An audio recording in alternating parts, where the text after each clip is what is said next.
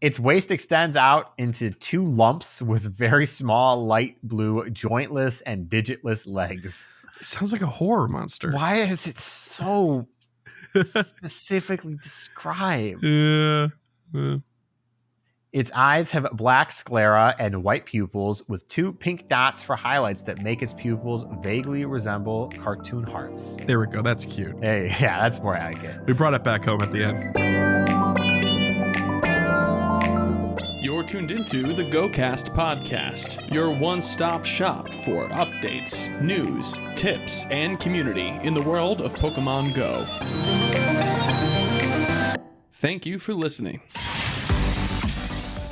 Next week, make time for some psychically spectacular monkey business with Hattena, Oranguru, and Passimian. Dog lovers rejoice as resident good boy Zacian will finally have its time to shine in an upcoming legendary event.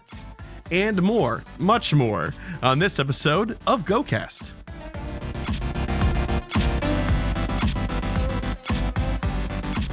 Hello and welcome to the GOCast podcast, episode 299. We're on the cusp, on the precipice of 300. I'm your host, Chris, and as always, I'm joined by my co-host, Kyle. Hiya. Hey, Kyle, how you doing? I'm doing okay. Oh, that's good. That's good. Yeah. I'll follow up on that. I forgot to say, it's September 12th. It's a Thursday this week. So there's that. Anyway, glad to hear you're doing okay this week. We like that. We do. Myself, I'm also doing okay this week. Last week, not so much. Better than last week. Much better than last week. I have a voice and I can breathe out of my nose this week. I apologize, listener, for missing the Megapod. I was very, very not okay. I had a lower respiratory infection and it was not too hot. So I'm here. I'm medicated, and boy, am I excited to talk about Dynamax with my good buddy Kyle, and so much more as well. So that'll be fun. Kyle, I just want to say here publicly on the show, great job handling the Megapod, because boy, 4 people is a lot, 5 people is a lot, 4 people is also a lot. I didn't even look. How long was the final edit? Like 2:30 something, I think 2:30. Oh God! So just imagine, everybody, how long we actually talked for. 2:56, I think, or something like that. 2:53, okay, yeah. Something like that, just to dispel the mystique, I suppose. But yeah, no, it was really fun listening to that as a listener. I guess as an editor too, because I was snipping away at it. But it was cool to be a listener and to hear y'all try to hit the marks. Too, you didn't say "Yo, what up? It's the news." You said, "Hey, how's it going? It's the news." And part of me did match Lachlan's expression at that time, where he's like, "I don't. That's different." Hey, y'all, I got ADHD. I don't remember it's a miracle I remember what to say at what times. It's not ingrained in muscle memory for me. You did remember to shout out the meetup, which, by the way, is October 26th and 27th this year. Please go RSVP at GOCastPodcast.com at the event tab there. So thanks for remembering to do that. That was great. But speaking of remembering to do things, this wouldn't be an episode of GOCast. I've been gone 1 week and it feels like I've been gone for like 6 months. We got to talk about our goals from last week, which I did put in. And I didn't get to actually say out loud, so these feel a little surreal to me. But you set some goals as well. So let's start with you.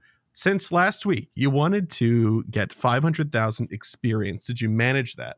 I did do that. Excellent. I'm like 100,000 away from level 49. Oh, and that's all you need, right? You're done with all that. No, I need 1 platinum medal. Okay, so, all right, pause then. What platinum medal is it going to be? And where are you at? He's covering his face, folks. I don't know, because here's the really bad part. Okay. I think with the current layout of the game. So my absolute actual closest platinum is my Pikachu fan. I need like 35 Pikachu or something stupid small like that. Okay. There's no Pikachu spawning right now. No. There's no Pikachu coming up to spawn. So it's not happening anytime soon. They're not even in Dynamax raids to catch. Nope. Although they should be. They should be. One day. Yeah. And then after that, I could spin 2,400 more Pokestops. You could do that. Which is a lot. Like, I mean, that's not a lot, but it's a lot to like just go for. Yeah. And that's the only one that's like close. Oh man, you're caught. I need 85 more surprise encounters. You could do that. That's easy. Which I in theory could do. Yeah. And, or I could be absolutely crazy and I could do the Ace Trainer and just fight against Kendala 2,000 times. I have a lot of respect and admiration for you, Kyle, but there's no way you're doing that one. There's no way. I did 100 like the other day. Did you really? Oh my God. I'm at 162. Oh, you had I did the math 62? At the time. 16 hours straight of fighting Kendala to do doable. Do it. That's doable. You could do that. That's with a Shadow Sharpedo. That's not like any other fancy stuff. So like, I don't know. Yeah, but you used to play World of Warcraft for 16 hours straight in one day a long time ago. Yeah, but I was 15 back then. I True. Your thumbs are older now, you know? Just can't handle it. So those are the three that are most likely to happen. The nice part is I got 30 million more experience before I have to even think about it, technically. Yeah. Because that experience is going to take me a long time. Okay. Well, sounds like you got your work cut out for you. I'm excited to see how this works its way into your goal setting. Oh boy. Do 100 Kendala a week. Still take me. Yeah, for the next like 3 months. Yeah. Jeez. All right. So you did do your 500,000 experience. That's great. We're back in goal mode, folks. What about gifting? Very vague. I did. I've been very good for the most part. Like 5 of the last 7 days, I've hit my gifting cap. Okay. Good deal. So yeah, wow. Been doing it, especially because that's the increased cap from having the ticket and all that. So the PokéCoin bounty thing, right? Yeah, very nice. All Galar starters. Now, was this just catching the first stage, or did you have to evolve? Well, this is not what I wrote. You didn't write it back properly because I've got to keep myself honest. It was all. I copy and pasted it from last week, so I don't know what to tell you. That's not what I wrote, though. I said all Pokemon available, minus like Stonejourner or whatever. I don't know what to tell you, but I copy pasted it. No, then someone else edited the file. I'm telling you. Ooh, somebody else. Go listen to what I said last week. Anyways, no, I didn't do this because I haven't evolved the other starters. I only did my Sport Bunny. Okay. I did get a Dreepy. One. Ooh. I've only seen one. Yeah, I've only seen one as well. I did get one. I'm happy about that. Good. We're part of the Dreepy Club. There's only a few of us. What about up to date on Galar special research? Boy, you bit off more than you could chew. That research is massive. Well, I wasn't sure how much was going to be like locked. Yeah, I know, but because at the time, step 4 was locked, and I wasn't sure how much was going to unlock. Yes, so, no, probably not. I don't know what's unlocked right now. Do you know how far you could get if you just were to play? I don't know how far you could. I don't know how much is unlocked right now, but I will tell you that I'm at step 8 out of 19. Okay, I'm at step 7. Okay. I don't remember what the previous step was, but I delayed on doing something in that step. Like explore 5 kilometers, probably. There was the evolve, the reboot step, but that wasn't what helped me up, so I don't know. Okay. So no, I failed there. I could have definitely done better. I'm at 7. Okay. All right. So 2 out of 4 for your goals. That's still pretty good. We love that. Oh, one more thing, because it's not a goal, but worth mentioning. I did get a shiny Phalanx. I got one. Oh, good. Oh, Lachlan sent me one raid. I'm sitting here. I guess I'll do it. And it was shiny. First one. And I'm like, all right, I'm done.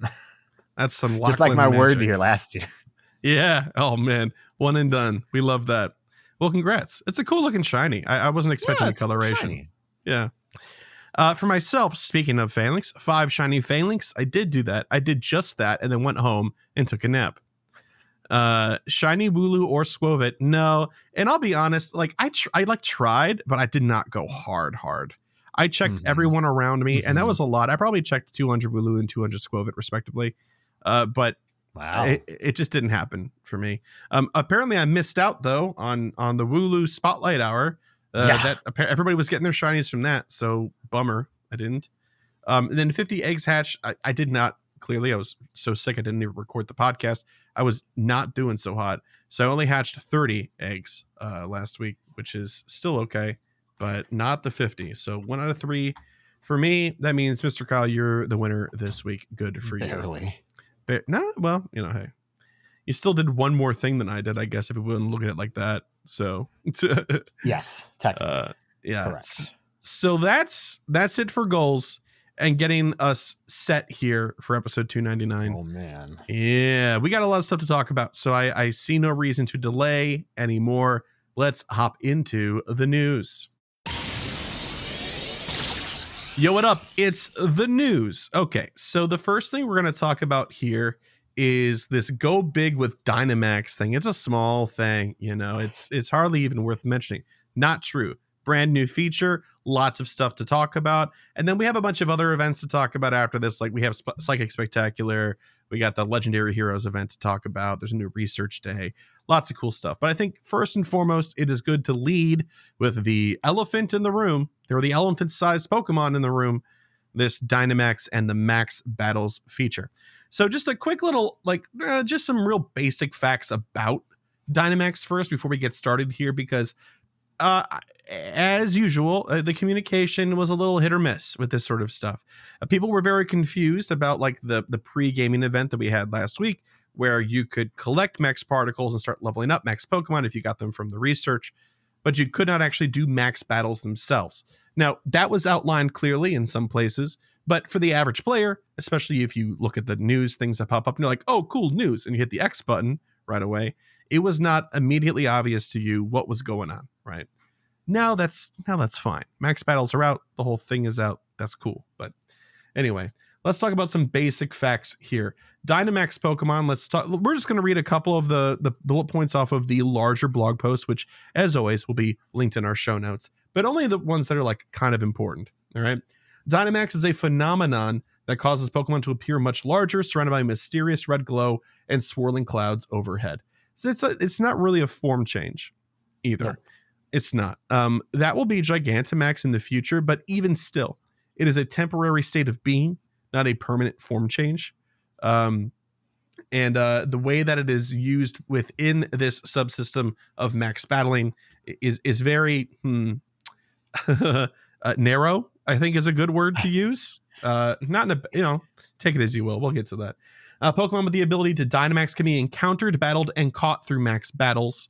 Dynamax Pokemon can be found in the wild at power spots throughout the map. So there are certain Pokemon that you can catch around wild power spots and stuff that might be Dynamax as well. Partner with your own Dynamax Pokemon in order to defeat power spot bosses.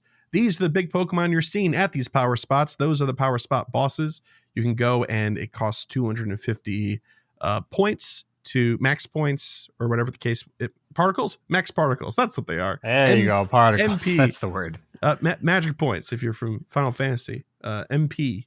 In order to fight them, there's no raid pass involved. It's just the 250 MP, which you can also get for free by visiting power spots or by walking 2 kilometers and claiming it off of your nearby menu option. Which, by the way, that part of that menu looks like so much more modernized than the other parts. Yes, it does. I think it looks nice, although maybe a strange placement for it. I don't know yet. Dynamax Pokemon can learn up to 3 max moves and attack, max spirit, and max guard. You will level those up and unlock them individually. Every Dynamax Pokemon that you catch will start with rank 1 attack and nothing else. So you'll spend your first resources unlocking those other 2 if you choose to invest in said Dynamax Pokemon. It is worth noting that these initial these max battles, these initial Dynamax bosses, the Kanto starters, Charmander, Squirtle, I almost said Pikachu, Bulbasaur, and Wooloo and Squovit will fall over with the slightest breeze. They are easy. A 1-star raid. Yes, they're introductory. They're very weak. So as long as you're using type effectiveness in your favor, there's no way, absolutely no way that you would ever have a problem. And even still, if you're rocking that Wooloo and you're just spamming Stomp, you're still going to do fine with Max Strike. That's all I've done so far. Right. It's absolutely fine. When a Pokemon is Dynamax, their first max move is a powerful attack that's based on the type of their fast attack. So, for instance, if you have a Charmander that is a Dynamax eligible Pokemon and you Dynamax him in a max battle, if he knows Scratch as his fast move, he will know Max Strike as his attack move. If he knows Ember, he will know Max Flare as his attack. So just a very simple thing. Typing does matter. Even if it homogenizes all same types to the same name, if you have a normal type attack and a fire Pokemon, it will be a normal type attack. Max Spirit heals both the Pokemon that used it and their allies, and Max Guard reduces damage taken from an opposing Power Spot boss. I've done like 10 max battles, and I have not used anything but one attack each Dynamax battle. I had one scenario where I had to use 2. I don't know what happened, but I did have to use 2 for something. Rocking that Wooloo, man. It was the Wooloo, that's for sure. It was the Wooloo. Let's move on to Max Particles, which is the new currency that's used to both power up your Pokemon, your Dynamax Pokemon, and also is your fee for entering these max battles. Max Particles now appearing throughout the world are mysterious energy found concentrated at power spots, enabling Dynamax Pokemon to transform. Yeah. We know. We got that. We're smart trainers. Trainers can also collect Max Particles in the wild each day by exploring, including with Adventure Sync. Keep an eye on the nearby menu to collect them. And you can also get them by scouting out power spots. And there's like a little cute mechanic where you press your finger and hold and all the particles come in. You get 100 for just interacting with the spot, and you can get 20 extra by collecting them manually in that fashion. Trainers can only store a certain amount of Max Particles with a limit on how many they can collect per day. You're able to hold 1,000. There's ways to cheat around that, like there is with remote raid pass limits. A little bit. It's 1,000 more or less. And then you can only collect 800 from any source in a day. So if you collect your 300 from walking and then you go visit like 4 power spots, like you're kind of done. 5 power spots, whatever the case might be. You're done. Trainers can also visit the in-game shop or web store for packs that contain Max Particles. So you can buy more Max Particles with money if you're like, I want to do more max raids or max battles rather, but I have hit my limits. Don't do that. Yeah. It's like not worth, especially right now. It's not worth it. It might be in the future, but it is certainly not worth it right now. Yeah, absolutely. We need to see where the feature goes for sure. Yep. Talking about max battles, moving on here, any trainer with at least one Dynamax Pokemon in their battle party can take on max battles at select power stops. Up to 4 trainers can band together to increase their chance of success. I have not done this with a group. It's not necessary at this time, really. Nope. It'll take half of one of your own Pokemon to do it by yourself. Only Dynamax Pokemon can be used in max battles. Be sure to complete the To the Max special research to catch your first few Dynamax Pokemon. Your first is a Wooloo. Everybody loved that. I did at least. In a max battle, tap the screen to use fast attacks. That builds up the Dynamax energy. When you max out that energy, you Dynamax on the spot. You don't have a choice of when it does or does not trigger other than attacking to make it happen. If all of your Pokemon faint while battling a 3-star or higher power spot boss, you still have a fighting chance. You can cheer for your teammates so that their meters fill faster. Fun flavor. Yeah, it is fun flavor. Max battle rewards, they drop rare candy experience. You get premier balls for use for catching the Dynamax Pokemon as well. You can choose to double those rewards by paying Pokecoins. This is something that they have in Monster Hunter now, where you can double the monster parts that you get for completing that hunt by paying some odd gems or using a special item that they have to do the same thing. So, it's just an option. Again, right now, definitely not worth it. It might be in the future. We don't know what the rewards are going to be like for higher tier max battles. Yes, Mr. Kyle. It does not say here, but you can get Rare Candy XL even from a tier 1 max battle currently. Okay. I have seen screenshots of people with 2 Rare Candy XL from doing one of these. Oh. That's pretty great for a 1-star fight that didn't take any effort at all. Yeah, that's not bad. So just something to keep in mind. It's whether how you value that is, questionable, obviously, but yeah, there might be something there. There's only one little part of this left to talk about before we discuss it as a whole. Upon victory, trainers can place one of the Pokemon from their battle party at that power spot to earn candy and give future trainers a damage bonus.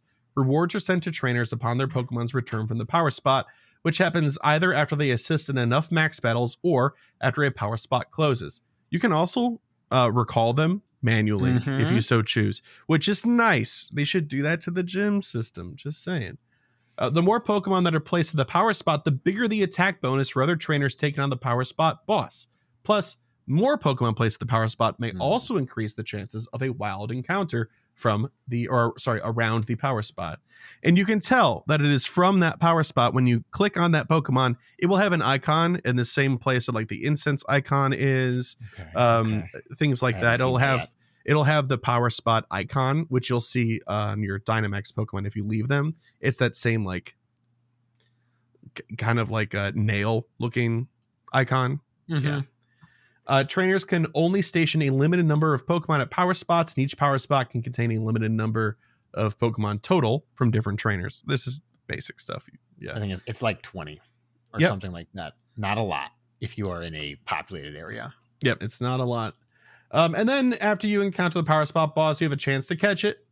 Watch as your Pokeball temporarily powers up to throw. I think that's the coolest part. I think it's really cool. So much. The throw is crazy. The throw is absolutely so crazy. Hard. Yeah, it is. It flies real straight.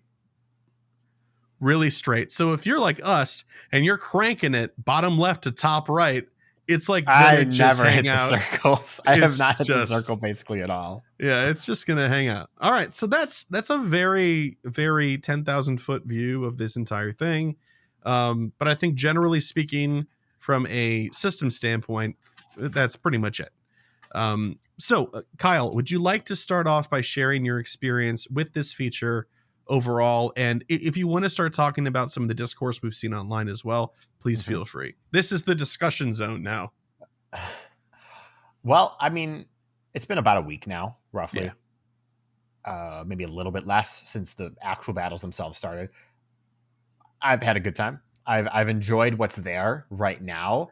It's so hard for me to like really judge and get a feel when all we have is the 1-star. Yeah. We'll talk about shortly. When we have a 3-star, that's going to be really telling, because even soloing a 3-star raid is like mildly enjoyable for me. If it's something I want to do, like it's actually an enjoyable thing. So I hope that this is the case, and soloing it's an option and all that. Yeah. It feels good to see new POIs. It feels good to visit new POIs. And the fact that they move at least somewhat from point to point, depending on the day, is also actually pretty cool. Yeah. It's nice to have some variety in that regard. The particles themselves are not it. For me, I need that needs to be reworked already. I'm already of the opinion the amount you get is fine. The amount you can hold is not great. And the daily limit is set at an intentionally awkward number that I don't like. Yeah, I think I would agree. Those are two pain points that I don't care for. Now, that being said, I do like that it is not something that I have to work super hard to max out every single day. It literally, like if I hop in my car and I go to the college that's nearby me, which has tons of stops, sometimes I'll go there for events, especially when it's raining. But I can hit all of the power spots that I need to hit in 15 minutes and go back home. No big deal. Yeah. I like that part of it, but you can't make a day of it, you know? And like, I think, so one of the advantages is also one of the disadvantages here, in that the resource is also the currency, if that makes sense. Yes. Max particles, you gather them, you use them to do max battles, I'm sorry. That's awesome. Max battles gives 5,000 experience per battle, that's pretty great. Just for like a free thing you can do in like maybe 30 seconds. You can hit a ready button and you could start your fight by yourself. Awesome. Fantastic. Really like it. And right now they're doubled, so you're getting 10,000 for the like launch event. And that does get doubled with Lucky Egg. If you really want to, you can go crazy and actually get a decent amount of experience in a short amount of time. Mm-hmm. But you spend max particles for that. You also need max particles to power up the Pokemon that you want to use. I think that will be a pain point for some time, and then it will no longer be a pain point. But it will always be a pain point for someone entering the system.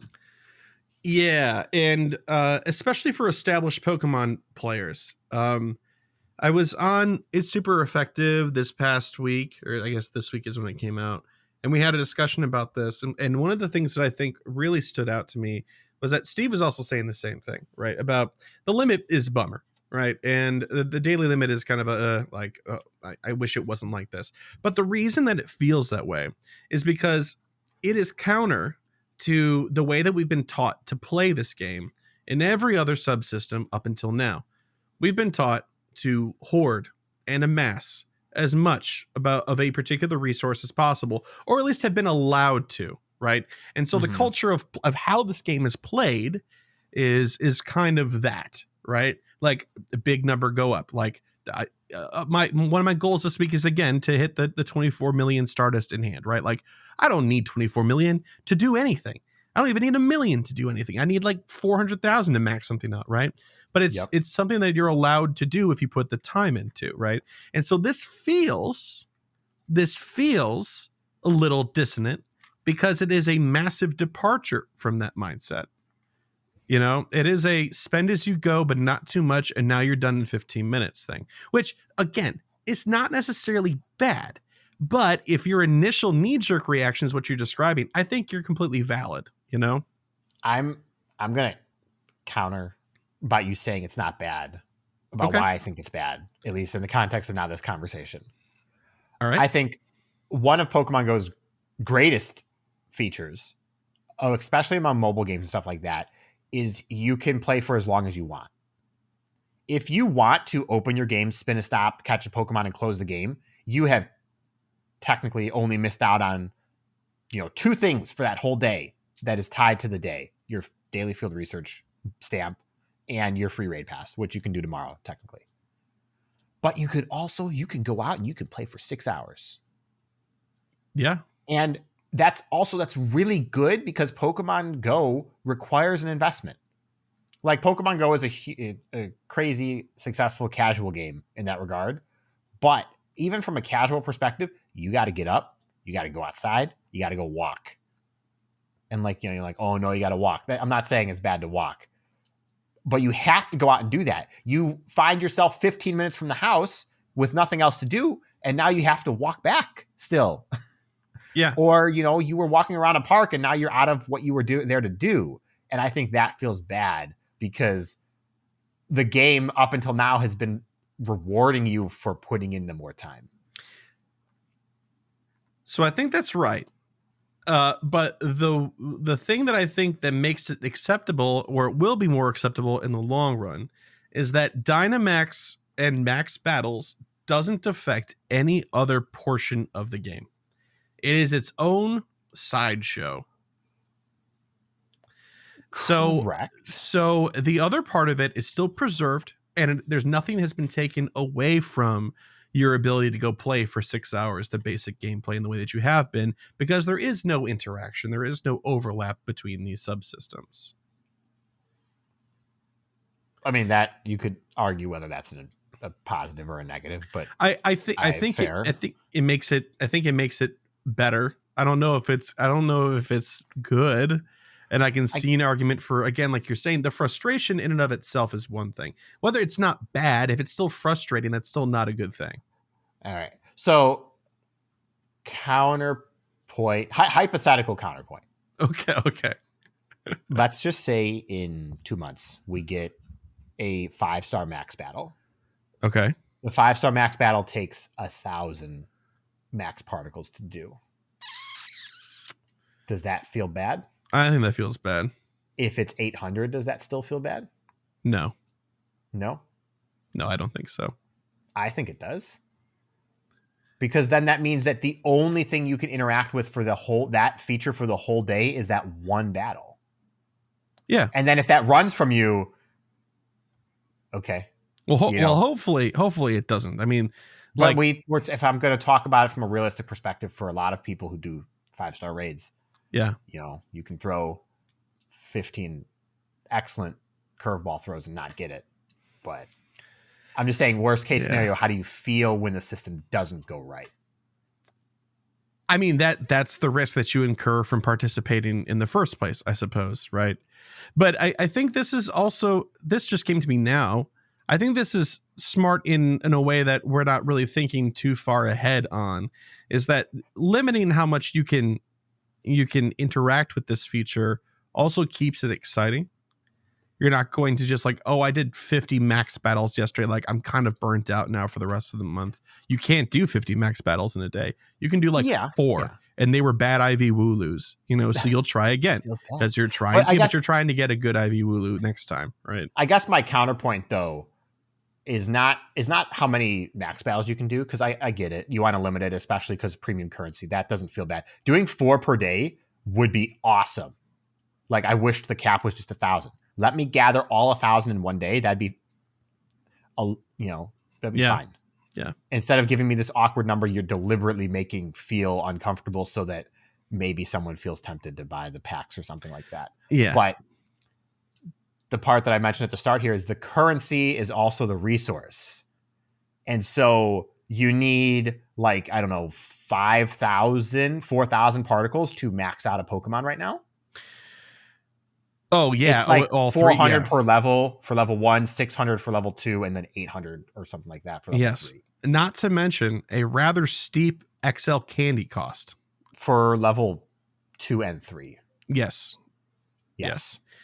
Which I will say, as somebody who's championing this, and I see a lot of negativity online. You do at all points in time when it comes to Pokemon Go features. Yeah, you can't avoid it. But at this one, to me, the saving grace is that it does not interact with other systems. Right. The only part where it does step on some toes here is this XL candy thing, and I think that is that's the part that I'm a little about. Doesn't really matter to me. How much does a level 3 cost? Do you know? Level 2 is 40 XL candy. But I don't know what level 3 costs. Here, I can tell you. Let me pull it up. Because I haven't paid for the level 2. Yeah, I have a Wooloo that is level... Oh, it's max on strike and then 2 and 2. What? So, yeah, I've been doing this every day. But why? You didn't have to do the Wooloo after the first battle. You could have done the Charmander. Not during the pregame event. I was leveling this up prior to that. Oh, okay. Because you couldn't get the other 3. You got to squove it later. And I have started investing in like a 15, 13, 12 Charmander or something. That's now a Charizard, right? Okay, so in order to get from 2 to max, it's 800 particles and 40 max XL candy, rather. Okay, so it's only XL candy for level 3, actually. Level 2 is 100 regular candy. That's not too bad.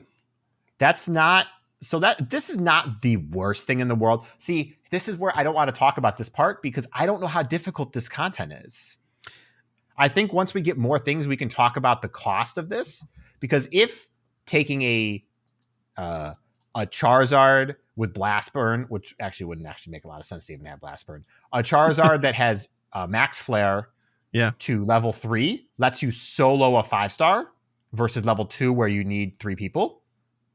That's a huge conversation point, Yes, or I agree. Even versus, do you need a level 3 max flare to solo a 3-star? In which case, this is really bad. Don't like that. That's a very expensive cost. Well, next week we'll be able to test that exact theory. I'm looking forward to that. Next week we'll talk about it shortly. I'm really actually looking forward to that a lot. Yeah. Well, again, like Kyle said, we will talk about in just a minute here because it's part of the Psychic Spectacular. Some spoilers. Okay, so we've talked about a lot of the particular pieces of feedback. There's one piece of negative feedback that I did want to discuss real quick, is that some people are really upset that they cannot Dynamax their pre-existing Pokemon that they've invested a lot of time into, perhaps have nicknamed, gained some sort of relationship with them, buddy systemed, just lots of resources, right? They've put all the moves in there that they want. It's shiny or whatever. It's from a special event. The list goes on, right? People are upset about that. Yes. Yes. So how do you weigh in on that before I give my opinion as well? I think I mentioned it briefly last week, but maybe it didn't make it in, or maybe I wasn't super clear at the time. Either way, I didn't cut it. If you said it, I probably didn't cut it. It is totally justified. You think so? I think Pokemon. I mean, I'm not saying that it should be changed one way or another, but I think Pokemon Go does a very bad job of making you invested in a Pokemon. So people have gone out of their way to be invested in Pokemon, only to have the system pull that out from under you and make you go, no, do it this way. Yeah. So that feels bad. Not going to deny anybody that feels bad. Is that like a fully justified reason to hate the system? I don't really think so, because I do think that what's here is this has good bones. I think there are really good bones here to use in the future. So I'm looking forward to that. Yeah. I would agree with you. I think people are justified insofar as the same argument that we made prior about how there's some pain points in the system around limits and things like that, where we've been taught to play this game in a certain way, and then this flies in the face of it a little bit. But again, I think the saving grace of it is that it does not interact with the other systems in the same way. Your Dynamax Pokemon and Max Pokemon are going to be for max battles only. Really, you could also use a Dynamax Pokemon in regular raids because it's just not going to be Dynamaxed, right? So if you find a Hundo Dynamax-able Pokemon, that might just be a replacement for your number one Charizard, I guess, or just be an additional one. Hint, hint, buy some more inventory space, I guess. Yeah. Right. But if you look at this, you take a real big step back, and then you take another real big step back, and you look at this, it is, and I've seen other people talk about this, it's not an original idea from me, that this is a soft reset in a subsystem for collection. In the Dynamax world, there are 5 Pokemon available in Pokemon Go and their evolutions, for sure. Is there a Dynamax Dex? I haven't looked yet. I've never opened the Pokedex in this game. Pretty sure there is, because I think that they added that like weeks prior, and people were like, oh, look, I'm a data miner. Okay. And there's also the Gigantamax one too, I think. Anyway. Yeah, well, don't worry about that. Yeah. So there is another collection thing, and I think that is done right to a degree, because that's what Pokemon is a collection game. It is a little frustrating if you have an expectation that is set and you feel like it's justified because of the culture of the game, the way that the game has been, teaching you how to play, like we were talking about before. Up until that point, I understand the frustration, but once you get used to it and you decide that you care or you don't, you have then bought into that subsystem and all of its quirks. And from that 2 giant step back thing, this is really good for game longevity. And that's what these limitations and exclusions are built around, is making this its own space, its own environment, that will be on its own track of progression away from this established runaway train of Pokemon releases and shinies that they have going on in the main game, so to speak. Mm-hmm. I definitely agree, because I don't think this is bad, although I think it feels bad. I think the actual act is not bad, but it makes me feel bad. And how people feel is what you're going to see on Twitter. It's what you're going to see on Reddit. Yes. It's what you'll hear on Discord. Yes. I think if Niantic doesn't drop the ball, it's a big if. I just want to make that clear. But the Pokeballs are bigger too, so don't forget. We're going to the max. Uh-huh. A year from now, there's so much that could be from this feature. And I think the biggest, I can't use my Charizard in this feature is so small to me, because how many Charizards do you have? Do you only have one? Are you one of those players? If you are, this probably feels the worst it's ever felt. Yeah. But I have like 4 Charizards, including 1 at level 50, 2 at level 40. Like, at a certain point, I'll get another Charizard, and it's gonna probably be good because I did the grind for it, because we like to grind. That's why we're here, right? Yes. So the part that feels weird to me, that's like tangential to this, is I'm doing max battles to do more max battles because the Dynamax feature itself doesn't interact with anything else in the game. And that's why I think that in the future, a year from now, maybe longer, where Dynamax gets to have its own branch of features potentially that have spawned off of PowerPoints or anything like that, that's not just collect something because it has a red X next to it. Has a lot of potential. And so that's what I'm trying to keep in mind. It also probably feels a little cheap right now because there is Gigantamax isn't in the game. So there is nothing special about this. You're just like, oh, it's a bigger Charmander. Why do I care? I have a million of those, right? Or Charizards to your point. But when this is the only way to get that form and fill out that dex, it'll feel like it has more purpose. Yes. It would be nice to see it interact with other systems in that it does something in a regular raid, but I get why it doesn't. I understand why it doesn't. It doesn't make it feel better in that regard.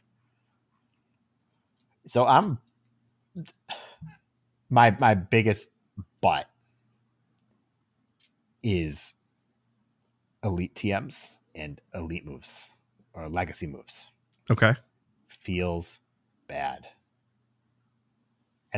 Because now you have to get another Dynamax Charizard, but you can't evolve it yet unless you want to use an Elite TM to get Blast Burn on it. So now you have to find a really good one, and now you have to hold it again for maybe 2 years before you get another event or something that lets you use it. Why do you need that if you already have another Blast Burn Charizard? Because you want to bring the most value from that Charizard. You're going to spend Stardust to power it up, yes?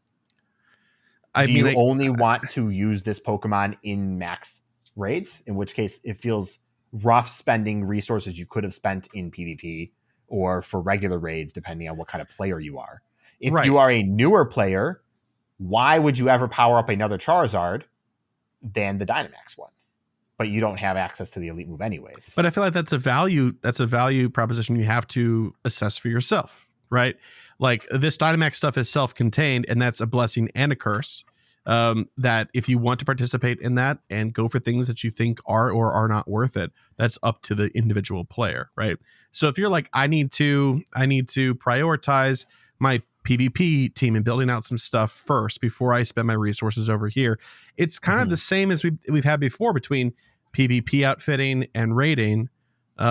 This is just adding another silo of potential spending, right? But the overlap between raiding and Dynamax is large.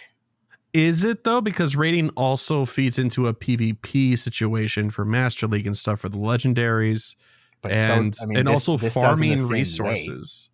Like people do raids to get the rewards too. Like the tier 5 raids, they do it for rare candy. They do it for. But we have tier 1 raids, so we can't use that as an argument because these are giving comparable rewards sort of to a tier 1 raid. A tier 5 max battle could give, 5 rare candy XL or something, which would be crazy. But also like I want to go back because you were talking about putting Blast Burn on your now Dynamax Charizard. It doesn't really matter if it was Flamethrower or Blast Burn because they're both gonna be Max Flare.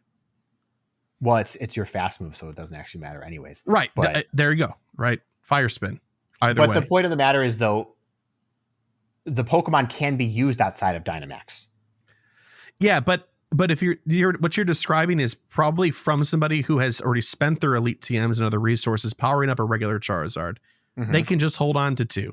And one is your max Charizard until you've worked up enough resources of a surplus that you're just like, I'm ready to consolidate my Charizards. I guess the real stinger will come from difficulty. Exactly right. I think that's going to guide, like, and you said this at the beginning of this conversation. Yeah, I think it that all comes back to that. Depending on how difficult 3 stars and 4 stars, 5 stars, whatever their scale is going to be, it depends on how difficult those are. Can we get away with not powering them up with Stardust and only powering up their max moves, or does it have to be all of them? And you have to have friends. 50 Charizard to do something? Yeah, certainly doesn't feel like it right now, but we might, But like you can beat a Magikarp with a level 10 Bulbasaur. in a Right. 1-star raid. So Right. Next week, I feel like, is going to say a lot Yes. to what to expect in the future, Yes. which I think is a great transition for us to go to the rest of the news. Yeah, I would agree. I mean, why not just talk about that in particular? Just closing thoughts on Dynamax. Are you hopeful with it? I mean, given all this discourse, I feel like we've kind of vacillated, both of us, between things that we really love and some things we wish were a little bit different. Where do you ultimately land after this first week? I'm going to be honest. Trying? The only negative I have with the experience right now is the max particles. Okay. I don't care that I'm going to have to build another Charizard. Personally, like for me personally, doesn't affect me at all. I will do it if that's what I need to do harder raids, and I won't even think twice about it. Yep. Now, if I have to do a Pokemon where I don't have a lot of XL candy, that will hurt me a lot. Like, I'm going to be feeling real bad coming up because I didn't get to do Beldum Community Day, so I don't have any Beldum XL candy.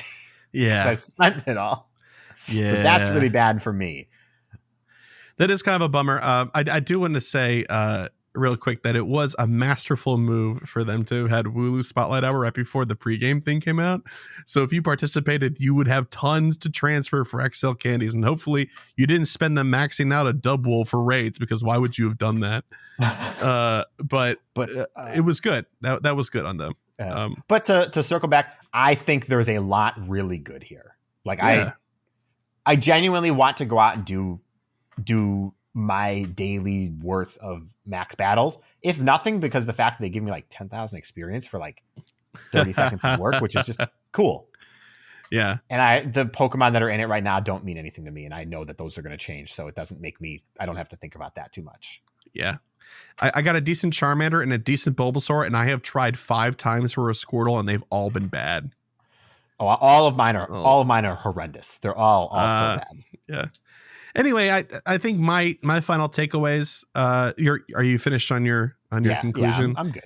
Yeah, I'm really excited. I'm really excited for the possibility of difficulty coming up. If this is true new endgame content at higher tiers of battle, it'll be great. It'll be refreshing. I share your sentiment about the limits. I think those are kind of a bummer, but ultimately, since this is not a remote raid pass equivalent, right? Where it's like, oh, you had free reign and now there's a limit. This limit is from the get-go, so they get to dictate, how the gameplay loop works and how it feels. Mm-hmm. And mm-hmm. I personally plan on buying in wholeheartedly and diving into this in the future. I'm hopeful, very optimistic of it being great. So great. On that note, let's go and transition into the next piece of news here, which is the Psychic Spectacular. That's right, it's back again, folks, whether you like it or not. This is going to start on Wednesday, September 18th at 10 a.m. and it will run through Sunday, September 22nd at 8 p.m. local time. Event bonuses will be 2 Stardust for catching Pokemon. We love to see it. Additional candy for nice throws or better, and an increased chance for trainers level 31 and up to receive Candy XL for successfully catching Pokemon with nice throws or better. There's going to be a fun Pokemon debut that Kyle called from like 15 miles away. Hattena, the calm Pokemon, and its evolutions will make their Pokemon Go debut. Yeah, we will talk about Hattena a bit later in the show. You can probably bet where. Dynamax debuts. The following Pokemon will make its Pokemon Go Dynamax debut in 3-star max battles. This is what we were talking about. It's Beldum. It is Beldum, ladies and germs. Yes. So this will be our first chance at trying out a no, I don't say much, but a higher difficulty max battle. Can we still solo this with an unpowered up Charizard that knows Max Flare? Can we still one-shot it, or can't we? Will we need to get friends? Will powering up still make a difference or not? These are all questions that we actually will have somewhat answers to next week. It's exciting.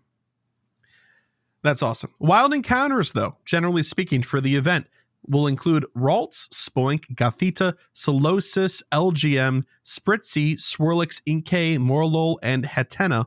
All of those can be shiny, except for the newly debuted Hattena. There's also going to be a 4 Pokemon pool. That's right, 4 Pokemon pool for 7-kilometer eggs obtained during this event period. Those 4 Pokemon will be Mawile, Chingling, Esper, and Hattena. Again, the other 3 can be shiny, but Hattena cannot. This is a good chance for you to try to farm for some possible shiny chances from Mawile and Chingling and Esper if they have avoided, I guess, to you up until this point. Now, another opportunity to farm a potential shiny is in the field research task rewards, wherein Morlul will have an increased shiny chance when encountered in this way. Other task rewards might be Gothita, Solosis, Elgium, Spritzy, Swirlix, and Hattena, and of course Morlul, but we already mentioned that. All those, again, can be shiny, except for Hattena. There will be a paid timed research for $2. Some of the rewards will be 1 incubator, 1 super incubator, 1 star piece, 15,000 experience, and encounters with Morlul and Hattena. Those will be at the regular shiny rate for the Morlul. Just a reminder, again, the increased shiny chances allegedly only from field research task rewards. Yeah. Yep. There's going to be a collection challenge where you can receive Stardust experience and encounters with Hattena. There will be Pokestop showcases, and there will be stuff in the web store. They were very vague about that. No particular box. At the end of every blog post, they're just like, remember our web store? Please go take a look. And that's it. Kind of a nice rounded out event with this new edition of a Dynamax debut. So I guess the big question is, Kyle, how excited are we for Hattena or not? I'm not particularly excited for Hattena personally. Okay. Like, it's a new Pokemon, so I'm excited for that, but it's not a Pokemon I'm a particular fan of. And to hear it's like a fan favorite is such a bizarre thing to me. It's cute, man. It's the first stage. Hattena is cute. Hatterene is not. I like Hatterene. It's weird. It's got a Gigantamax. It's pretty rad too. Yeah, okay, fine.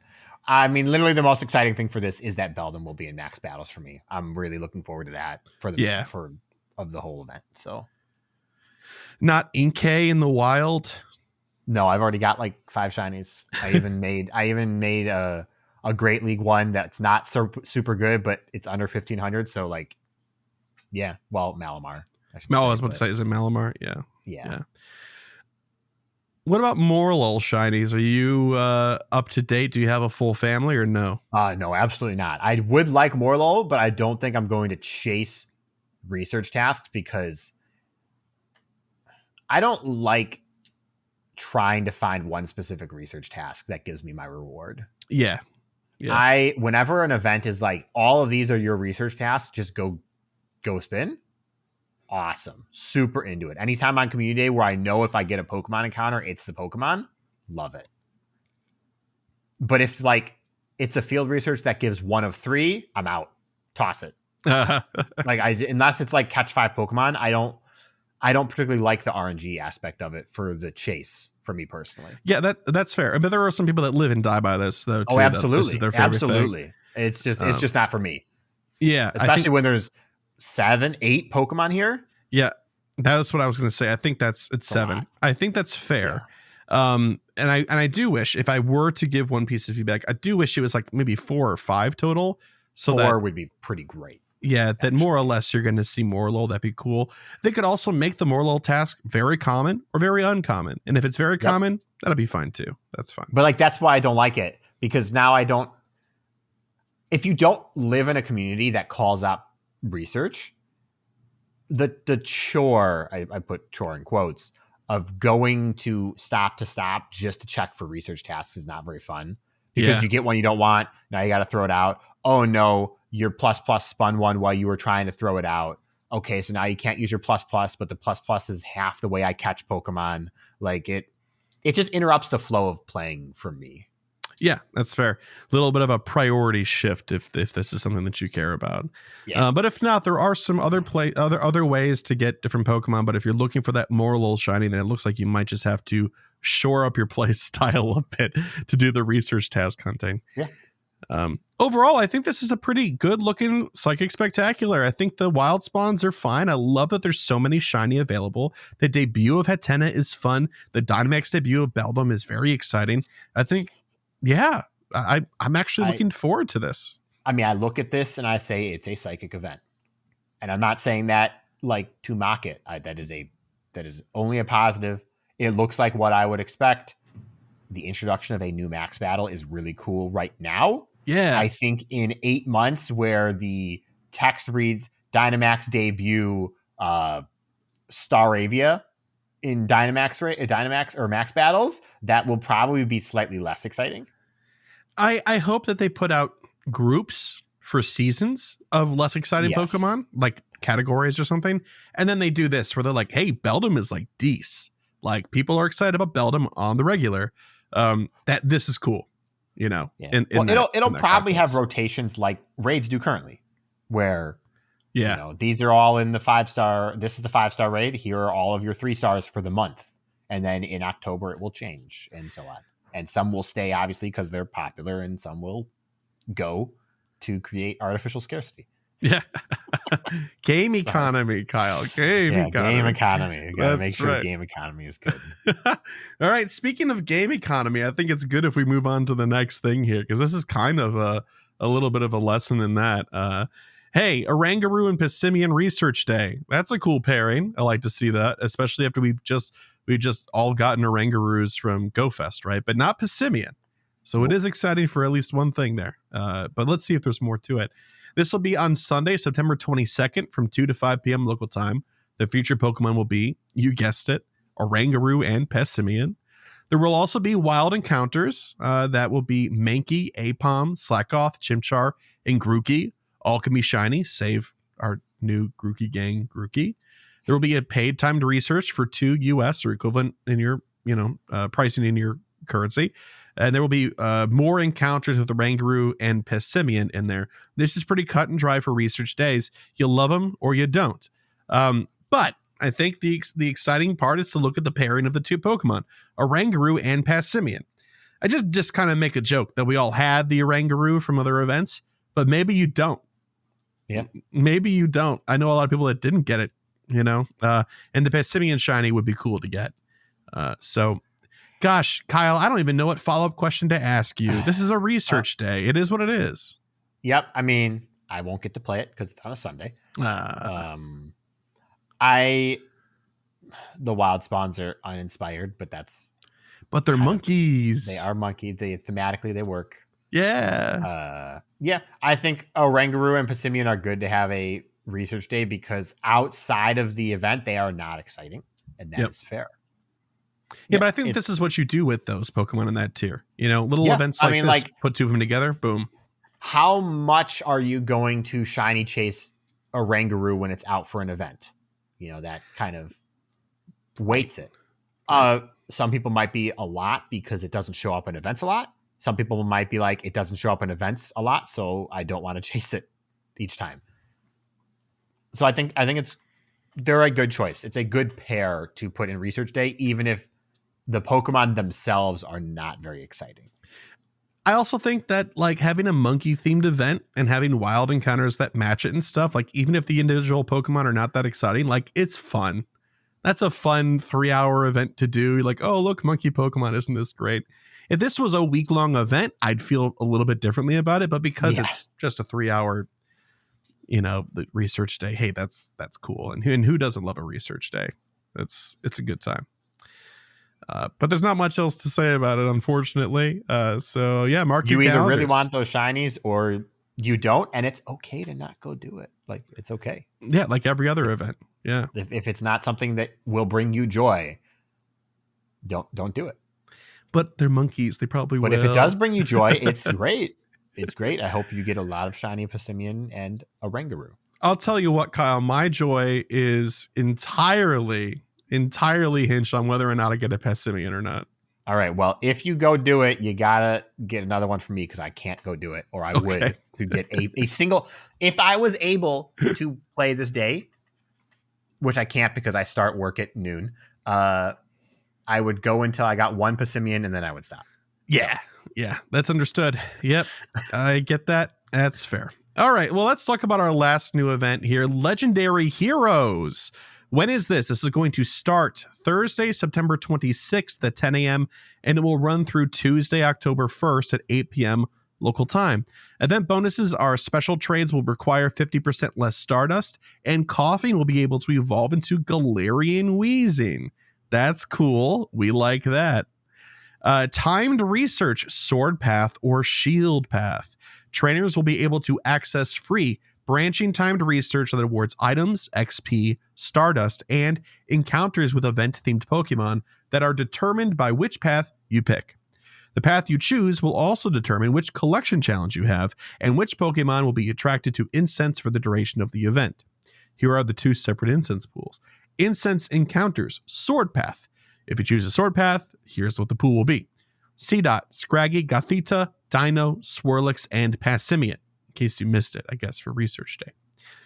For the shield path, the incense encounters will be Larvitar, Lotad, Croagunk, Solosis, Spritzy, and Oranguru, just to split that duo between those 2.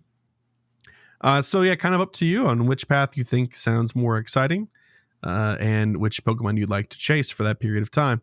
Wild encounters will include, general wild encounters will include Galarian Ponyta, Koffing, Galarian Darumaka, Grookey, Scorbunny, Sobble, and Squovit. There's going to be a minor raid shakeup as well. 1-star raids will feature Galarian Ponyta, Galarian Darumaka, Goomy, and Jangmo-o. All of those can be shiny. 3-star raids will be the Turtonator and Drampa. 5-star raids will feature Zacian. Now, this is important because it's its shiny debut, more or less. It is shiny for the first time. Mega raids will feature Mega Gardevoir. That's cool. Collection challenges, complete catch and trade focused collection challenges to receive XP and encounters with event-themed Pokemon. The path you pick during the event will determine which challenges and Pokemon you encounter. There's also going to be field research task rewards, the usual stuff, and there will be encounters with Galarian Slowpoke there. There's showcases, and in the web store, there is going to be a bundle for $4.99 US. It's got 3 remote raid passes and 1 premium in it, I think. If that's good value to you, go grab it. If not, do your thing. But yeah, so Zacian shiny and an interesting looking research happening with this. I guess the Koffing to Galarian Weezing is notable as well. That's pretty cool. It's nice to see. I wish it was more frequent. I love when they do stuff like that. Yeah. So how are you feeling about that, Kyle? Are you a Zacian fan? Not a lot. Yeah. I don't particularly like Zacian and Zamazenta that much. Zacian is cooler, but like that feels like the easy answer to get. Yeah. It's important to note, though, really quick, I forgot to mention this, that this version of Zacian is the hero of many battles form, which means that it doesn't have its sword. Correct. Which I was about to say, these are not very exciting because they are not the enhanced form. Yeah. Yep. What it's going to take for us to get the enhanced form, well, we'll see. Right. Yeah, we will see. But I was really hoping it was just going to be a form change thing that you could do. No, it's got to be like you use a charge move in battle, like Morpeko is going to be, and you get enhanced stats or something. So that way it doesn't just destroy everything in Master League like it did in the Sword and Shield meta for VGC. Yeah, that's fair. But what about like the wild encounters and everything? Are you going to be excited for this? Because we're going to have this event for like a week. I'm kind of neutral on it. It's all right. So we just got the Galar starters, and then we have a week without them, and then we're going to have a week with them or 2 weeks with them, whenever that is. So their catch rate is so low. I don't look forward to them coming back because I don't want to have to catch them, but it's nice to see more of them to get better ones. Yeah. How was your, do you have a good score bunny yet? I do actually have a pretty good score bunny. Oh, good. It's like 14, 15, 13. Oh, nice. So. Okay. That qualifies. That could be a Cinderace or a Cinderace. Do what you got to do, especially for that research. I misspelled challenges. It's challenges. That's awesome. Challenge. Yeah, I'm excited. I'm excited to see Zacian come back, and I just like the theming of this event. Also, Jangmo-o in 1-star raids is cool. I probably won't do too many of them, but I'll do a handful. Local only, though, my word. And I'm a big sucker for Drampa. I love Drampa, and I also love Turtonator. So 3-star raids are looking good for me. I wish there was an egg pool, but alas, there is not. I got that in the other event in the Psychic Spectacular, so I guess I gotta rest on my laurels there a little bit. But good looking event. Alrighty, that's it for the news. We're gonna take a quick little break here, and when we return, we're going to start in on the PokéLore for this week. And we're back with PokéLore. We're doing Hattena, the calm Pokemon, Hatrem, the serene Pokemon, and Hatterene, the silent Pokemon. I hope I pronounced the middle one right. I don't actually. Hattrem? Right. Yeah, I think that's Hattrim? Right. Yeah. Okay. Hattena is a small Pokemon with a round pink body and a pair of small feet. Most of its body is covered by a blue wig-like feature with a pink hat-like erect tail. This tail is decorated with a white spot and has a blue bulbous growth on its tip. The flaps on the side of its head appear to be able to function like limbs. It is a female-only species with no male counterpart. You go, girl. The tail protrusion on Hattena's head constantly senses and captures other creatures' emotions. As such, Hattena is a reclusive Pokemon, preferring to live in uninhabited areas. It tends to run away as fast as possible when it senses strong emotions, as exposure to it for too long will make Hattena tired. Oh, me too. Yeah. It never warms up to anyone that does not have a calm disposition. Hatrem. Hatrem is a small, vaguely humanoid Pokemon with a pink body and a large, light blue mass of hair surrounding its head. It has a conical point on top of its hair that is pink at the bottom and white at the top, with the tip being crooked and tapering off at the end. This gives the hair the appearance of a witch's hat. On the sides of its hair are two large blue bulbous growths that appears to be held by pink rings. These growths resemble ponytails, and Hatrem uses them to stand on. Okay. Hatrem has two thin arms lacking any digits and a white ovular spot on its chest. What? Why is it? Why ovular? Why can't it just be oval? What? I don't know. Ovular spot on its chest is the right descriptor. I think some of the word choices here are making this Pokemon sound a lot more gross than it is, because it certainly is not gross. Yeah. Yeah.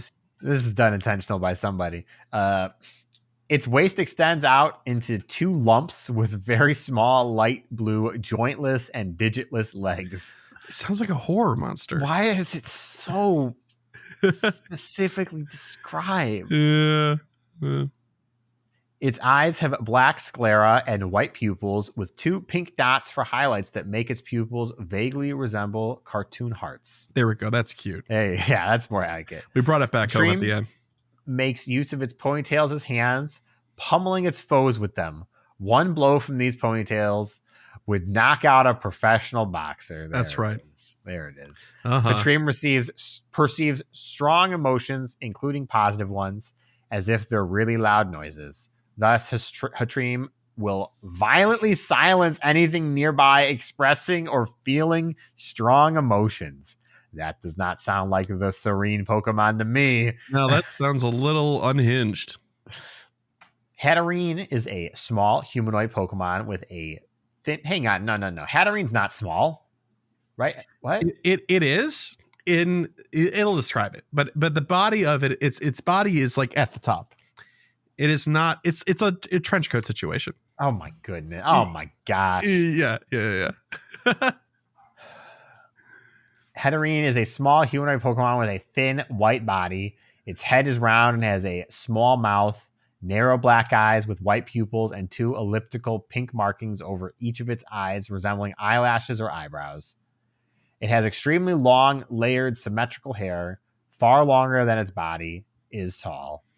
Much like a cloak, the hair on its head drapes to the ground and swaths around it to conceal much of its true body, which is adorned by a pink, semi-translucent dress that gives it a much taller silhouette. Yeah. Resembling that of a stereotypical sorceress or witch. This hair is colored in a gradient of baby blue, pale pink, and white from its upper portion downwards. The hair above Hatterene's head is shaped like a wide-brimmed witch's hat with a conical shape serving as the crown of the hat formation. Extending from the pointed end of the hat is a single tentacle that ends in a pink bulb and a consecutive baby blue bulb that has a trio of sharp claws. What? Mm-hmm. Oh, okay, yeah, okay. Sorry, the way that described it was not. This is not doing the Pokemon justice. No, once you point it out, though, it makes sense. Once you look at it, you're like, oh, sure, I guess that they don't look like sharp claws, but yeah. Which can be articulated in a manner similar to fingers, jutting out of it. Hatterene is also a female-only species. I'd be worried if it wasn't at this point. That'd be kind of, yeah. Hatterene has a solitary and reclusive nature, emitting psychic power strong enough to cause headaches as a method to deter others from approaching and disturbing it. It has also been observed that it likes loud noises. Or dislikes loud noises. Oh, dislikes loud noises. Yeah. Sorry. Tearing apart perpetrators with the claws on its tentacles as a result. Hey, yeah. As shown in Pokemon Journeys, the series, Hatterene plays with people's minds and creates illusions, deceiving them for its own pleasure. Due to its long hair obstructing its floating body, Hatterene's main form of locomotion are levitation and short-distance teleportation. This Pokemon lives in forests with no other living creatures nearby, and as such, it is known as the Forest Witch. See, this could have been the Forest Witch Pokemon instead. Yeah. Hatterene is the only known Pokemon capable of learning the move Magic Powder. Mm-hmm. As for stats, max CP at level 40 is going to be 2829. At level 50, it's going to be 3198. Pretty good. Stamina of 149, defense of 182, and an attack of 237. So the attack's not bad. Not bad. Best likely moveset at the moment, because we don't actually know, is Charm with Dazzling Gleam and Psychic. Probably. Maybe. It's going to depend, really. Educated guess. Hatterene is just pure Psychic, right? Or Psychic Fairy? No, it's Psychic Fairy. Yeah, so maybe that's going to have some... That feels like that might have some, like, Ultra League use or something like that. So maybe there's some crazy moves that we'll get instead. Yeah, I mean, it's good because there's a lot of...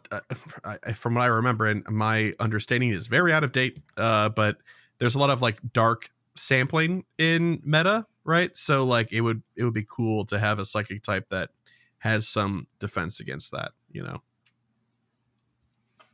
Yeah. So that's Hattena, Hattrem. But it's an E. Yeah, M. Hattrem? Gotta catch them all. It's got an apostrophe, though. It hasn't. Oh, well, yeah. Yeah, but Hatchrim. Yeah. Okay. I'm pretty mid on Hatterene. I think Hattena is cute. I like what they were trying to do for Hatterene, but it feels kind of weird that it doesn't have arms. Well, it does, but it's not actually like it's all hair. I don't. Yeah. I adore this family. I think it's awesome. I love that it's adorable at the beginning. I love that it's elegant and deadly at the top. Really cool. Yeah. Also, I love classic fantasy tropes. It's like it's like my safe space in everything. And so this feeds that a bit. And I love it. I think the colorization is neat too. All of it. Big fan. Big fan. But that's it. That's it, I guess, for PokéLore. That was the Hattena family. So thank you, Mr. Kyle. But don't sit down quite yet, Mr. Kyle, because we've got PokéPoll coming up right now. So for last week's PokéPoll we had, what are your biggest hopes and goals for the new season? First response from Lemurio on Discord said, technically, my biggest hope, unlikely, is the OG Gigantamax Duraludon. Yeah. Duraludon. Duraludon. You say, but we don't even have normal Duraludon or Archeludon. Archeludon? Archeludon. Or even Snom. But those are only moderately sized goals. Gmax Duraludon is literally a skyscraper. My goals, I'm going to finish that jog to Pokedex. That jog to Pokedex? Yeah, that must be a turn of phrase we don't know. Okay. I'm going to finish that jog to Pokedex. I'm an Entei and a Raikou and about 14 miles of rural Washington away from this goal. Doggos, I'm coming for you. Okay. Man, I don't like Duraludon. No, To this day, I still don't like that Pokemon. Like, it's not a bad Pokemon. I accept that. I just don't like it. What about Archaludon? No, Archaludon is worse. Oh man, the suspension bridge turned staple remover has really won my heart. I'm sorry. That said, Gigantamax Duraludon is cool because it's the Spire in London, whatever. I don't know the name of the building. The Shard, okay, yeah, and that's cool. That's fun. It's very neat. I like that Pokemon a lot. All right. Next response from Artemis Dragon via Discord. They said, "Hey fellas, for this season and beyond, I'm actually hoping for the Dynamax feature to go over like gangbusters. Specifically for the player base that doesn't really get to do much with most of their Pokemon except collect them. If you recall, I've been waiting for a feature that adds value outside of collecting for all of these low-tier Pokemon that we have. But not for the PvE crowd. So maybe, just maybe, that time is now at hand. I mean, people are using Wooloo in max battles, y'all. Wooloo! When have you ever seen that? With that said, the rewards and the whole max particle limit could be a lot better, but with a little bit of TLC, Niantic could really have a winner here. Also, I'm really hoping that it helps to produce sustaining content for Pokemon Go influencers who live stream and post videos. I think so. Because I can't help but to feel as though that particular genre has been hit extremely hard due to little to nothing for them to produce except for Shiny Check and new event videos that are nice, but not really engaging. So here's to always hoping." Yep. I'm in the same boat. People are using Wooloo because it's the only thing they have. Let's be definitely clear here. But I don't know. Wooloo's cool. Well, but they are, but it's just we didn't talk about this at the top of the show. I would love to see max battles use different like logic from regular battles. Maybe you don't want the same moves that you do in a regular battle because of the way you can generate Dynamax energy. Oh, yeah. Maybe a faster, weaker move is better. Maybe focus or a lock-on is insane because it generates a ton of energy but doesn't do any damage, you know? Could be. Maybe a 3-bar charge move is good. Well, I don't know if that... I doubt that's going to be the case. I would like that too, just to see something different so you have to strategize differently other than here's your same Pokemon, but use it in a Dynamax rate instead. Yeah. You know, so I would really like to see that, and maybe someone will, suss out the meta as we get more max battles added. Our last response from Andrew via Spotify, and they said, "Love the MegaCast, guys. Kyle, you did great. Thank you very much. Chris, I hope you're feeling better." Yeah. Yeah. I'm becoming more stuffed up as we go. I have not talked this much in like 2 weeks.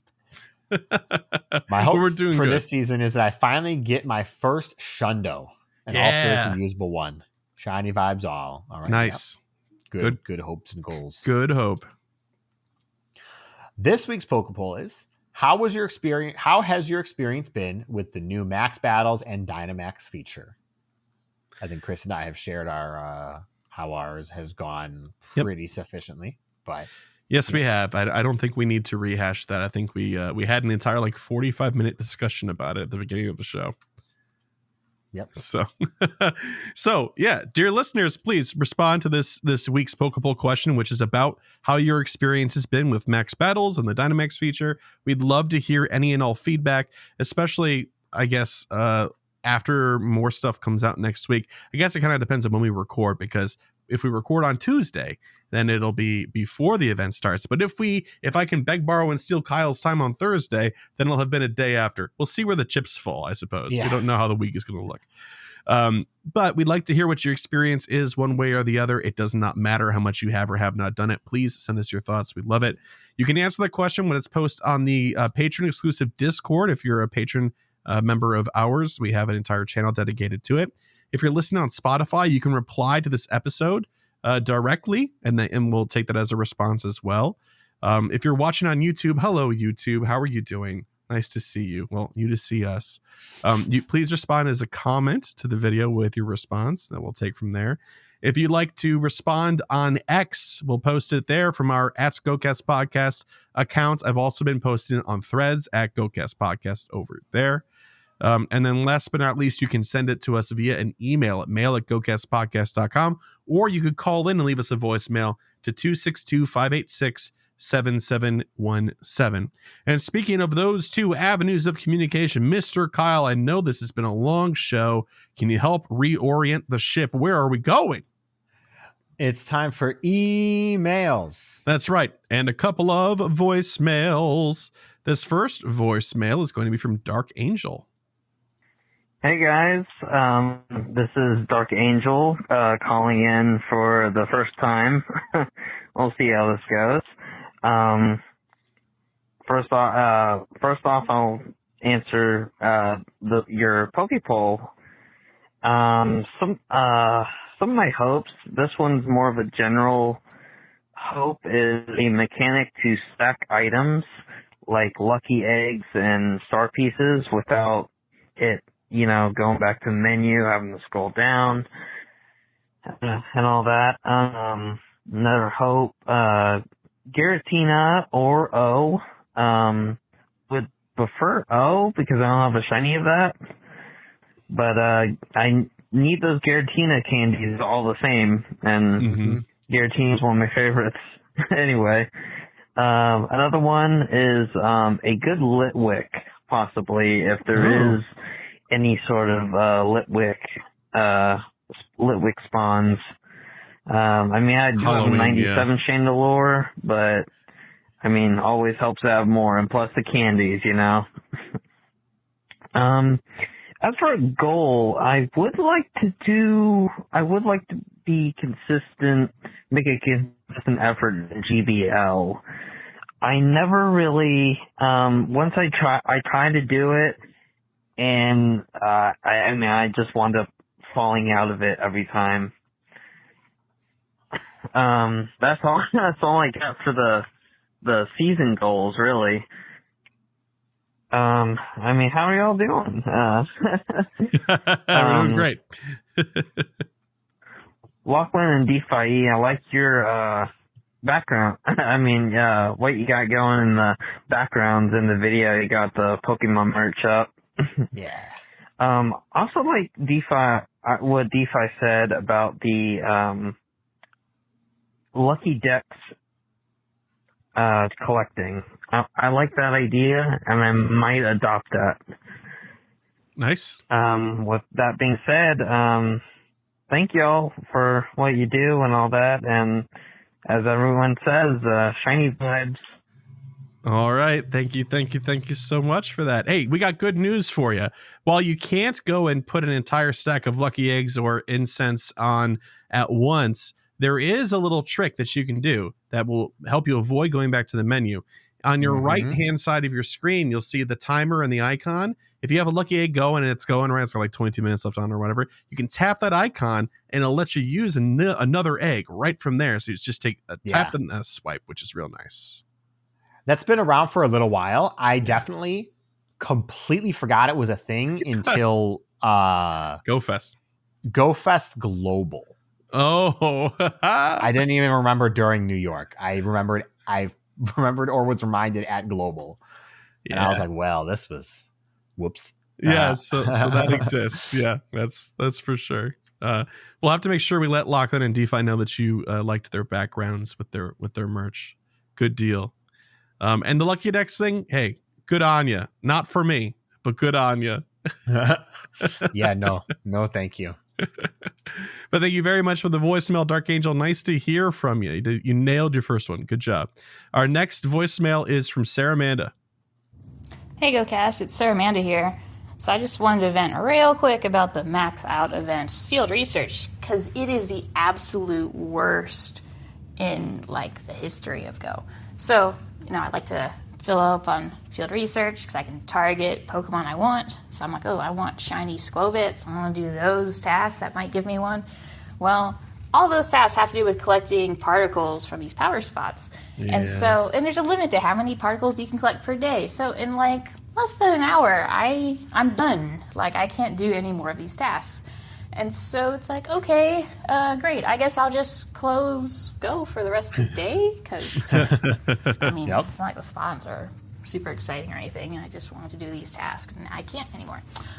So, as opposed to, some past events, maybe there was a task that's like, hatch 3 eggs. It's like, wow, that's a lot of eggs to hatch, especially if you're free to play, but you could do it, you just walk a lot, and then it's done. But here, it's like, hard wall, you have to stop. There are no options of continuing. Yeah. So, of course, I've been playing Monster Hunter now to fill the void, but Monster Hunter Now's new season just dropped, so there's so much to do. And part of the new season is like they're doing an event for like celebrating the first whole year of Monster Hunter Now. And there's this bundle in the shop for like a free 1,000 inventory spaces. And it's like, whoa, that is so generous. Like, Pokemon Go has never had anything like that. It's like the closest they come to like being generous with storage is like, here's this box you can buy for half price storage. And you can buy it like once or twice or whatever. I think the way time works, the celebration event might still be happening in Monster Hunter. So, like, if it's on your phone, just, like, listeners, pop it open and grab your free 1,000 storage spaces, because it's free. It's 1,000 spaces. It's great. Anyway, I should do that. That's all. Peace. Sarah Amanda.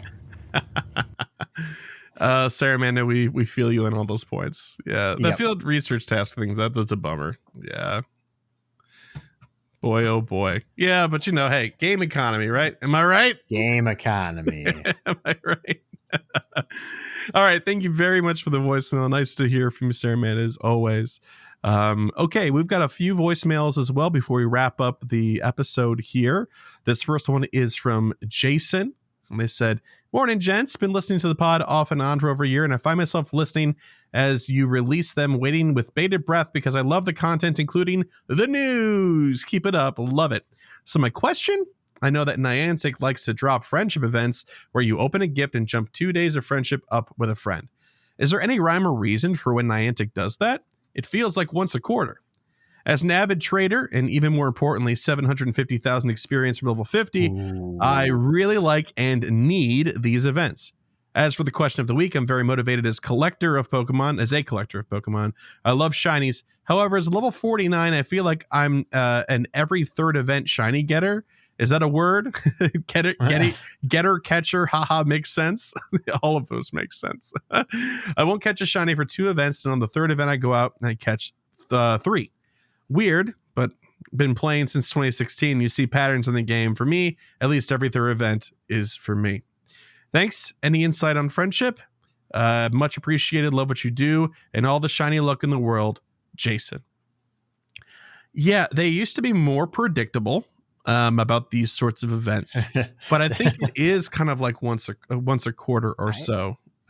I feel like it's every 6 months. Frequent. Yeah, I feel like it's like once every 6 months ish. Yeah, and it does kind of like coincide with like events like Valentine's Day and stuff, right? Mm-hmm. Yeah. So I don't know. I mean, you might maybe around Christmas time this year, maybe. That said, 750,000. You gotta go real hard on Ponyta Day. Just like it's not a bad excellent throw. You can do it. You're right there. Great excellent throw. Absolutely. We look forward to hearing about your success at level 50, Jason. But sorry we can't be more help about the friendship event. But thank you for writing. The next one's from Abby, and they said, "Hello, Chris and Kyle. I've been thinking of the research breakthrough a lot. It has been on my mind because of what I hear on another podcast about Pokemon collecting. One of the hosts is a very recent player to Go. He had to rely on daily incense to get his Kanto Pokedex completed. The research breakthrough rocks could help these players. The item rewards could be dictated by your level. For example, lower level players have a higher chance for balls than any other item. The box will still be a mixed bag of Pokemon, but they would be rare spawns for that season or out of season spawns. But there would be 3 legendaries in the box. The legendaries would be encounters for consistently opening the box. Mm-hmm. I do think the older legendaries need to not be raid exclusive to give newer players a shot at completing their decks. Regards, Abby. I definitely think that's fair. There are legendaries that people have been waiting like 2 years to complete their decks potentially if you weren't at a specific event. I do think that like having a monthly stamp that you get for doing your weekly stamp as well, you know, like have you work towards an overarching one instead of just once a week. It's a very normal mobile game thing to do. Could be a great spot for those legendaries. You know, you will of course have people argue against it and say that you can just do GBL, but like, I don't want to do GBL. I don't like GBL. Like that's not, shouldn't be forced to do that. Right. And the monthly, I mean, not even the monthly, but like the streaks, the 7-day research breakthrough is actually the gameplay loop that they want over like consistently reading or playing PvP. You're logging into the game every day and you're playing and you're doing specific tasks in order to check that stuff off. Like that should be the thing, you know? I agree with that. Yep. That said, I think that you're absolutely right about it being more accessible for newer players and players who are completing their Pokedex. And there's absolutely space for that. But 7 Pokemon in it is still a bad experience for those players too. Yeah. I think if you put those 7 and let the person pick which one they wanted. Simple. People who want the Furfrou Shiny can get 4 checks a month. Come on. It's 4 Furfrou a month. Yeah. 4 Goomy a month, 4 Dynamax. Like it's not breaking the game economy to let them pick. From 7. I also like this idea of like if you're a lower level player and you've never seen one of the legendary birds, like the game is smart enough to be like, hey, you're on this now reward track where every single month you get to, you know, from this pool of 5 Pokemon, you get one of them at random, and then you get one of the other 4, and then one of the other 3 the next time. Until you've exhausted that pool, then you move on to a different pool. And like those IVs are probably bad, but it's only for dex entry, you know? Well, yeah, see, here's where Niantic has shot them in the foot. We don't want to linger too long because we're also running long right now, but Niantic has really shot themselves in the foot on the way the game is structured because raids and research tasks are different level Pokemon. Yeah. It is a fundamentally game altering feature to give somebody access to a research level legendary. Yes. And there's no fixing that. I mean, I guess the fix, I think the actual fix is make all raids level 15 instead of level 20. Yeah. Like that's actually what they should do because it would just be better for everybody involved. But there's no way they're doing that. Makes it easier to catch them, first of all. Don't want that. That's true. I think that's probably the only real like reason that they have for that, because it doesn't matter. They could just make the CP scale all the way down to level 15 from its, like it wouldn't make them easier raids necessarily, right? Yeah, the CP is only for the aftermath. Yeah. But that's why it makes it difficult to have this new players get this type of thing, because now they get something that other players don't have access to technically, blah, blah, blah, blah, blah. Yeah. It's a difficult situation for sure. Absolutely. But something that needs at least an attempt at a solution. I think that'd be nice. We'd feel better about it. Yeah. Mm-hmm. But thank you very much for the email, Abby. Our last email here is from Maxitron, and they said, hopefully this ends up in the same episode as my PokéPoll answer. Sandaconda is my answer if it doesn't. Great. There you go. Because I want a sand snake for my sandworm roleplay and not a water serpent in Gyarados for my sandworm. I'll try to avoid some of the names deeper in the series, but here are my other ones. Okay. I like Dune. I am not good at pronouncing things in Dune. We'll see how this goes. Groudon is the planet Arrakis. Shadow Gardevoir is Aaliyah because she's Bene Gesserit, but an abomination because she sees both the male and female past, hence the shadow. Gardevoir is Lady Jessica. Muad'Dib is Garchomp. The Tlalexu people are Ho-Oh because they can bring people back to life in roundabout ways. Mega Slowbro is the Golden Path in the sense that Slowbro is swallowed up by the shell as Leto II becomes a worm and has 2 little arms sticking out. Duke Leto is Gallade. Excadrill is the Beast Raban. Rabin? Yeah. Houndoom. While this isn't a great fit, is the Baron Harkonnen. I do like that. Empoleon is the Emperor Shaddam. Lucilla is Tapu Fini. Merbella is Tapu Lele. Primarina is Princess Cerulin. Delphox is just generally the honored mattress. Electivire is Duncan, Idaho, and the reasoning is kind of rough. Okay. All right. Well, you know what's kind of rough, Maxitron? You changed the order that you wrote your names and your Pokemon at the end of your list. That is a little bit rough. We're suckers for format here on this show, and then here we go. I'm not really clear on my reasoning for the last two, but Togekiss is a guild navigator, and Gudra is an axolotl tank. I also didn't avoid the deeper cut ones. Sorry for the long response. Been misled. I was thinking about what another great writer said about legendary rotations a few weeks ago. I think y'all mentioned, or maybe it was something Starenka said, but after they're going, but about how they're going to look at nesting new Pokemon and features like how they did with Tandem Mouse and Party Play. This led me to think about how they are doing the same with legendaries, and I kind of hope they do more of that as long as it's done a little better than Zygarde. The Galarian birds, that's a good point. The Galarian birds are probably going to stay on the daily incense. I can see Eternatus and or the crowned forms of Zacian and Zamazenta being locked behind Dynamax particles.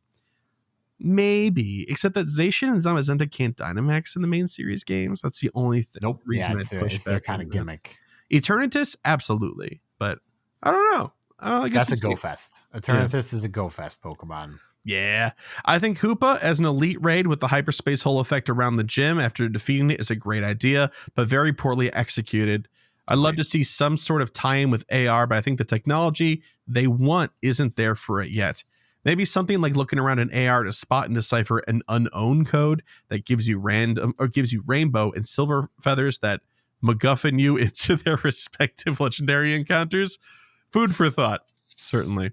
I wrote this in two parts, and with Dynamax Power Spots being live, I felt the urge to warn the public about these spots. Hopefully y'all don't mind.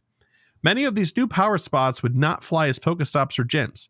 I've seen some pop up in out-of-bounds areas, as well as at people's houses where they set their business address as their home address. For the sake of gameplay in your local communities, try to refrain from interacting with power spots that get you to park in front of someone's house or trespass onto private property. Some power spots are also historic, meaning the real place they represent doesn't exist anymore, so be respectful towards the new owners. Also, don't block traffic or parking spots. By refraining from using these spots, you will save yourself confrontation with homeowners, angry tenants, the police, and city commissioners. You will avoid having the nearby places become off limits to all players, the removal of all POIs, including Pokestops and gyms, which I've seen happen in a couple of areas, legal trouble, and physical harm. They shouldn't harm you over Pokemon Go, but no one can say for sure how anyone will respond to players being where they are unwelcome and unexpected. This is good general advice. Always keep your head on a swivel. Yep. The bottom line is, be respectful and mindful before you decide to interact with a power spot. Fortunately, they seem common enough that avoiding some problematic ones won't handicap most players too much, and they seem to despawn and respawn on timers. Thank you for reading this long email, and shiny Dynamax vibes all, Maxitron. I don't know if they can be shiny yet. I don't think they can. They can be. They can? Yeah, they can be. Oh my gosh, I haven't seen any confirmation. Cool. Yep. I saw somebody post a Shundo Dynamaxable Charmander earlier today. Okay, awesome. Love to hear it. Yeah. Hey, good points. Good points. Yeah, that your etiquette should not change just because there's a new feature in game. There are plenty of other power spots to go look. Don't hop a fence into a neighbor's yard just to go do that. It's not worth it. And as we have a storied past of things being removed by people's requests. That is their right to do with Niantic. They can request, and then all of a sudden, your favorite place to play is gutted because you crossed a line somewhere. So just be mindful and be respectful. Maxitron is so right here. I agree completely. And it's a little bit strange to see that there are PowerPoints that would not fly as stops, considering a lot of stops have been submitted that are good stops that get rejected. So you would hope those would be kept in reserve to be used as PowerPoints, which, we have confirmation from some people's experience is the case. So yeah. So when the timer runs out on them, there's a timer on them. they will move within a range. So I would assume that even if it's okay in a quarter of that range, if that range is static for each spot, there's a great possibility of them moving to a place that is not okay, that was right next to a spot that is okay, right? Yeah, well, but it can also go back. Like, yeah, it keeps the memory of all these spots because they're in the system. So, like, there's one right down the street from me that has been there and then is gone the next day and then is back the next day. And it's like, yep. Okay, well, I know every 2 days that'll be a PowerPoint probably. I'm excited to see when people dig it up and talk about how it's calculated and what goes into it. That'll be cool. That'll be very cool. Okay, that's it for the show. If you, dear listener, would like to send us an email or a voicemail just like these fine folks did, you can send an email to mail@gocastpodcast.com, or you can call, leave a voicemail to 262-586-7717. You can also email us a voice file or an audio file on email if you'd like. That's what Sarah Amanda did this week. Sounds great. No problem. Visit our website for all things GoCast Podcast at GoCastPodcast.com, including RSVPing for the meetup. If you haven't done it yet, why haven't you? I'm upset. No, I'm not upset, but I'll be happy to see you, and I'll be extra happy to see you when you've got your head count in for your treat bag, right? Follow us on X at GoCast Podcast. We're also on Threads, GoCast Podcast. If you'd like to help support the show monetarily, you can via Patreon. That's spelled patreon.com/GoCast Podcast. And we had Fish do this last week, which means that it's kind of a toss-up. Would you like to do the new and improved longer list, Kyle? I think it's your turn. I'm pretty sure I did the one before Fish. I'm pretty sure I did the one 2 weeks ago. Oh, okay. All right. So no, you're backing down from the challenge. You're scared, huh? Yeah, you get to do it first. Okay. All right. Big shout out to our Elite Trainer tier patrons. Thank you to Bo, Daniel, Lori, Michael, Ozzy, Arkham, Marvin, Mimi Sforza, Suyan, Ryan Thayer, Jason, Justin, Charles, Moddersley, William, Brandon, Ethan, Steven, Nick, our favorite listener, 2 Camo, the Yogi Rock, Jacob, Victoria, Stellar, Memorandums, Nabil, Tish, Jacob, Matthew, Don, and John Paul. We appreciate your very generous support for helping us keep the digital lights on, among other things. Thank you. If monetary support is not in the cards for you, but you'd like to help support the show, all the same, please consider leaving us a review wherever you can. We got a new review this week from Flippy Flip, and they said, I like Pokemon Go. I like Pokemon Go, and this podcast is about Pokemon Go, so I like this podcast. Also, the people on the podcast seem nice, which is great praise. Thank you very, very much, Flippy Flip. Appreciate that. Okay, Mr. Kyle, we just need to set goals, and then we are released from this podcast prison. All right. Although the upcoming event is Galarian Ponyta and regular Ponyta Community Day this Saturday. What are you planning on doing? Like I mentioned earlier, I don't actually remember how much I'm going to be able to play for this. I would like 2 shiny Galarian Ponyta. Yeah. That's what I need. I already have 2 regular Ponyta, maybe 3. So that's the real big one I would really like.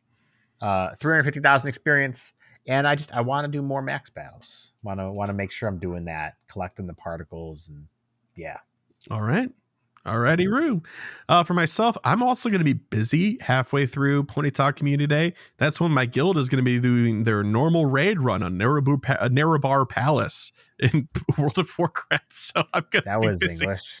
Yeah. I'm speaking a language. Yeah, that's right. Common. It's called Common. Yep. So 5 shiny Ponyta of either stripe of life. That's fine.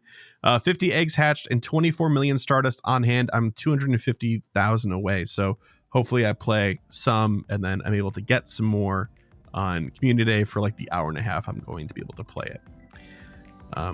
But that's that. Thanks so much, everybody, for listening. And we'll see you next time for episode 300. Until then, bye-bye, shiny vibes, all that good stuff. Bye. Bye.